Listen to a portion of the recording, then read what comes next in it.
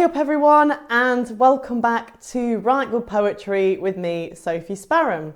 This week we are going to be looking at the Scottish poet Don Paterson.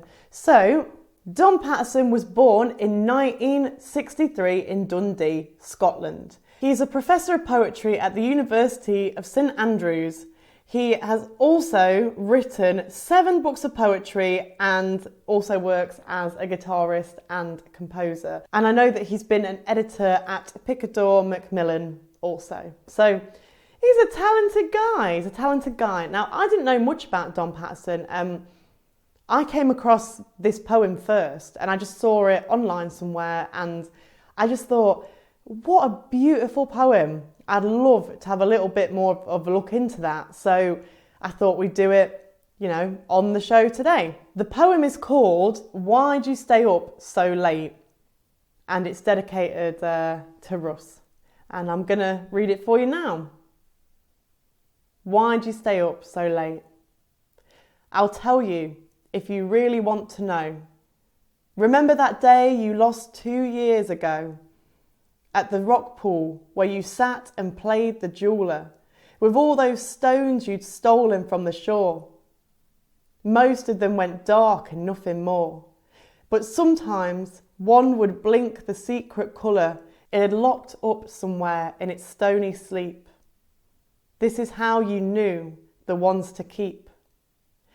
So I collect the dull things of the day in which I see some possibility, but which are dead and which have the surprise I don't know, and I've no pool to help me tell. So I look at them and look at them until one thing makes a mirror in my eye. Then I paint it with a tear to make it bright. This is why I sit up through the night. Oh, I love that. I just think that is such a beautiful poem. So let's look at this in a little bit more detail. When I did my research into this, I found out that Russ is actually Don Paterson's son.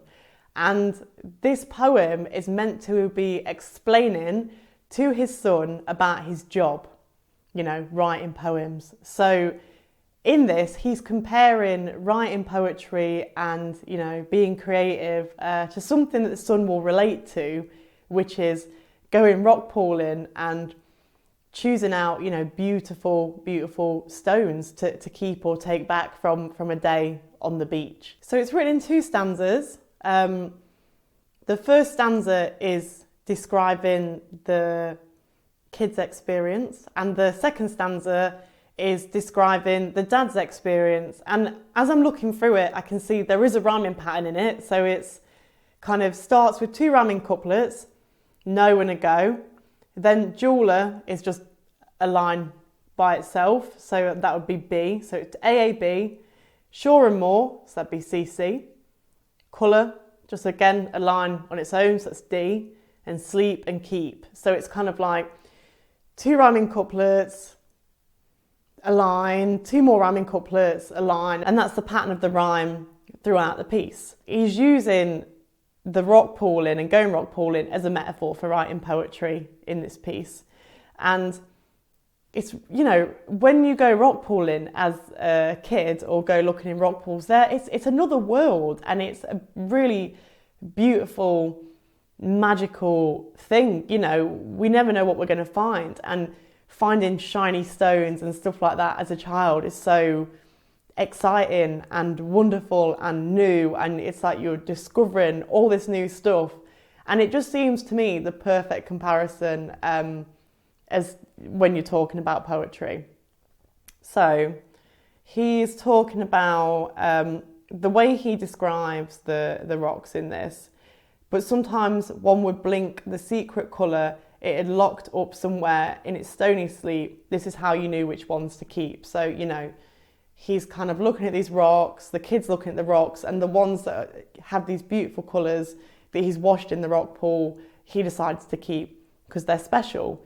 And the poet is saying he kind of does this, when he's writing poetry. So But the difference, so I collect the dull things of the day in which I see some possibility. So, the everyday things that us poets that write about, because that's the thing about poetry as well. Like, you can take something that's so mundane, as you would see it, mundane or whatever, and you can transform it into this wonderful, extraordinary thing. I mean, I don't really think things are mundane. I get excited about everything. I don't know. I never see things as mundane, but most people, the everyday for most people, I guess. And then you can transform them into these beautiful, things and look at the verse from them. So, but he says, I don't have any rock pool to help me tell.